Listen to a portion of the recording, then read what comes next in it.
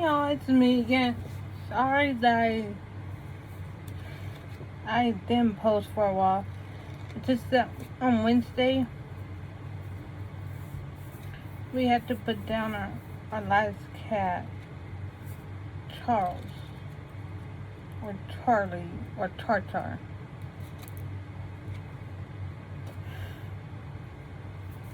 Yeah. We had to put him down. He wasn't really getting better. He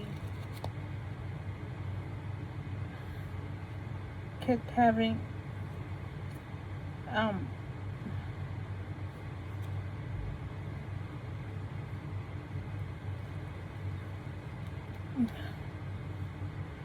kept having seizures because of because of strokes. So I was dealing with that. And then I had to hang out with my boyfriend.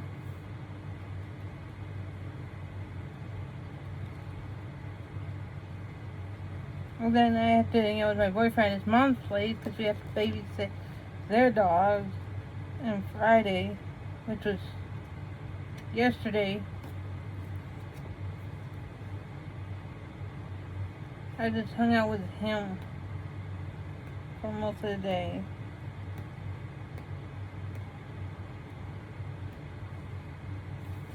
So,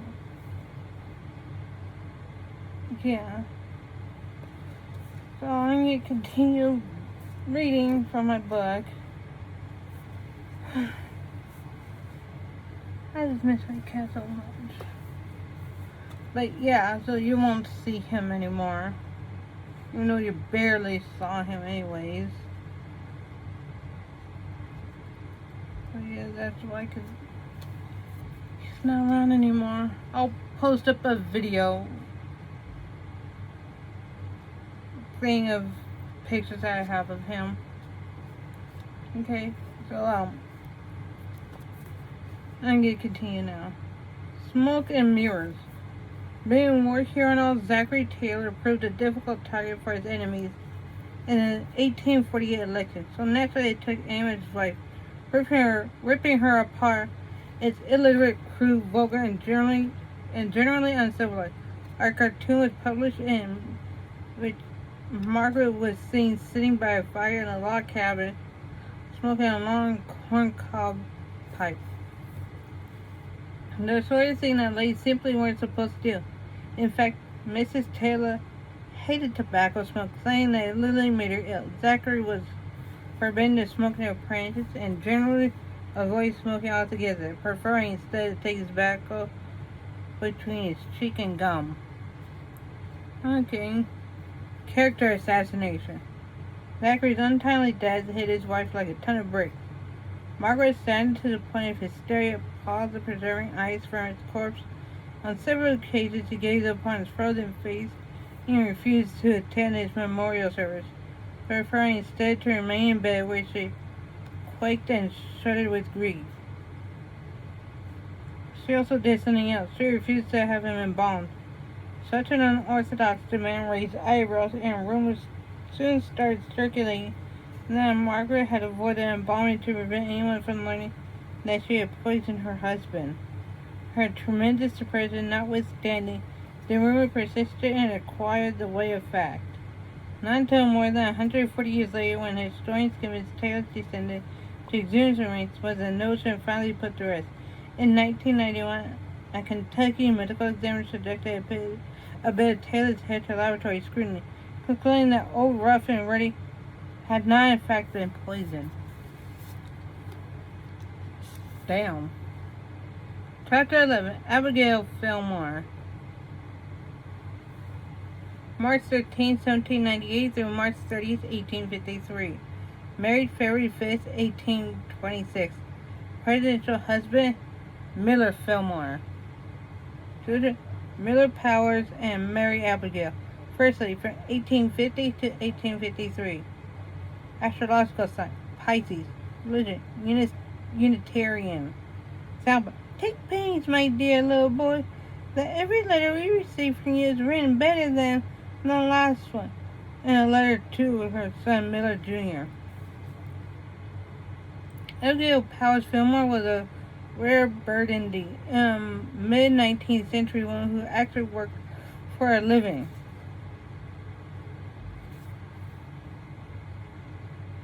Self-educated and self-made, she introduced Miller Fillmore to a world of learning that rescued her from ignorant obscurity and forced her into presidential material. But Abigail, for all her smarts, did little to advance the cause of her gender in an age when women were still expected to play second fiddle, and her intellect and ability went mostly unused during her years as First Lady. Lemuel Powers, a Baptist clergyman, died when his daughter Abigail was only 2 years old. He left his family little money but plenty of books, and young Abigail spent most of her childhood in the Finger Lakes region of New York State, reading as many of them as she could. It wasn't long before she found her true calling. By the age of 16, she was a dedicated school mom.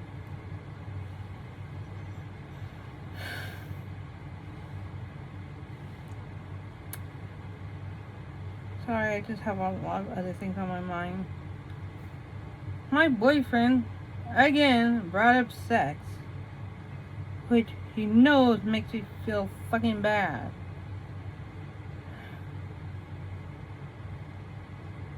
I don't know what to do anymore.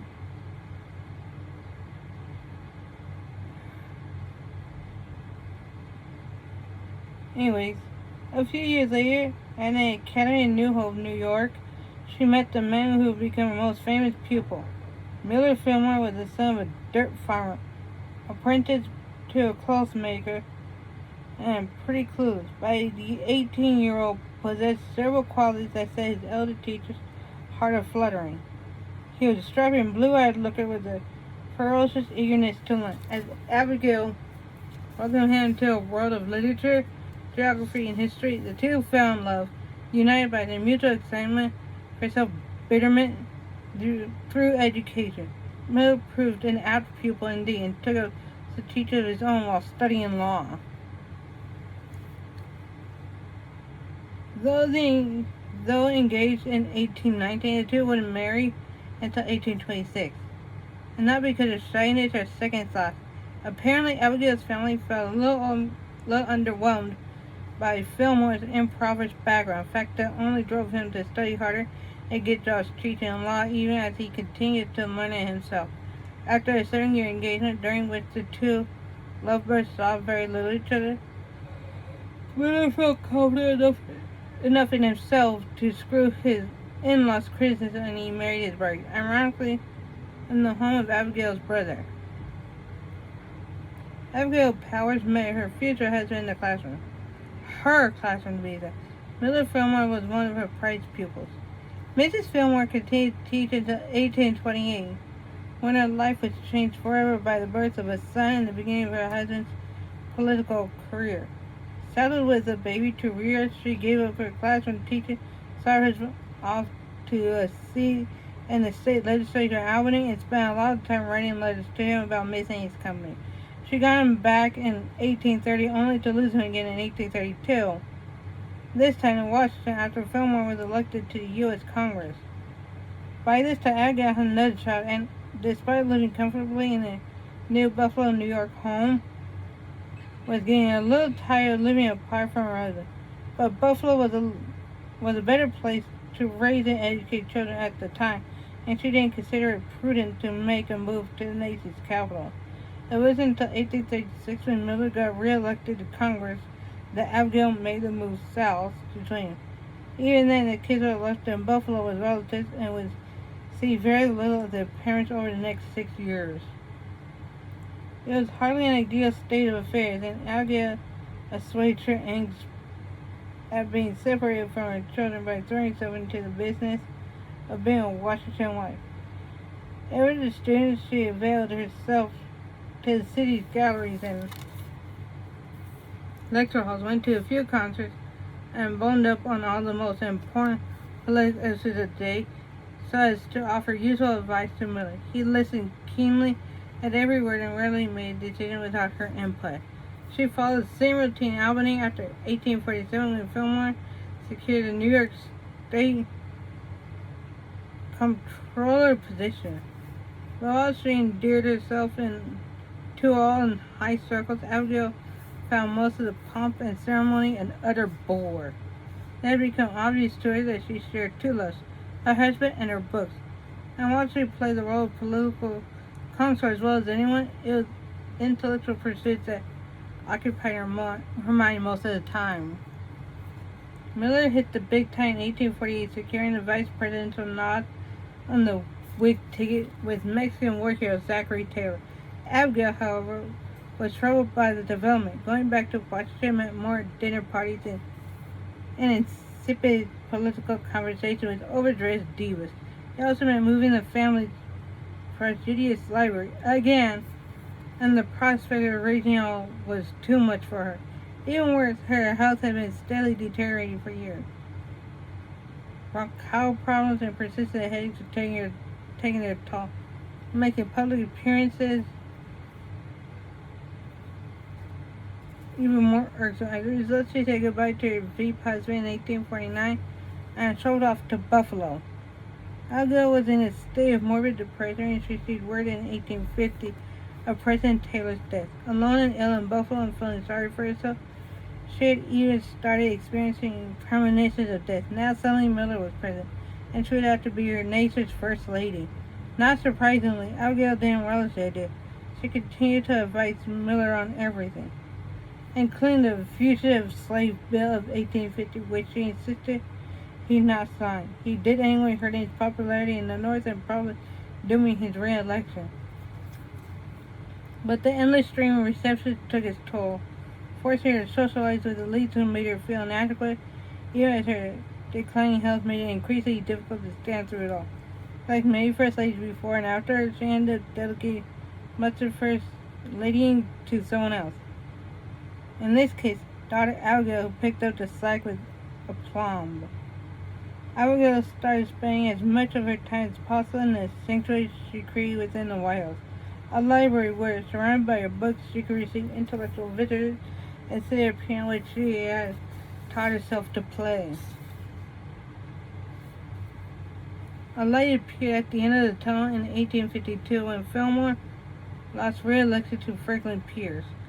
Abigail found it difficult to consider glee at the prospect of returning to Buffalo and retiring with Miller, who still had plenty of law practicing years in him.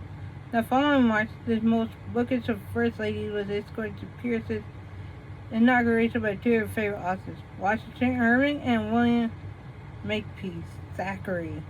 She and her fellow literatians watched Fillmore surrender the executive reins to Pierce, finding truly wisdom and making witty banter. She couldn't have known it at the time, but another person joined the conversation. A pneumonia bug. 3 weeks later, it claimed her life. Abigail did get to go to Buffalo again, but had to settle for a plot in Forest Lawn Cemetery. As for the man she helped elevate to the highest office in the land, he went on to marry again in 1858 to an Albany widow named Caroline McTosh, who was also allowed Miller to live in style until his death in 1874. Please comment, rate, and subscribe down below. And if you're on YouTube, please ring that bell notification so that you can know when I upload. And if you're on TikTok, please like and follow my videos. And please pay for something on either my Mercari and or eBay. And yeah, I'll be uploading a video of photos of my cat Charles, okay? Because I miss him so much. Okay, bye.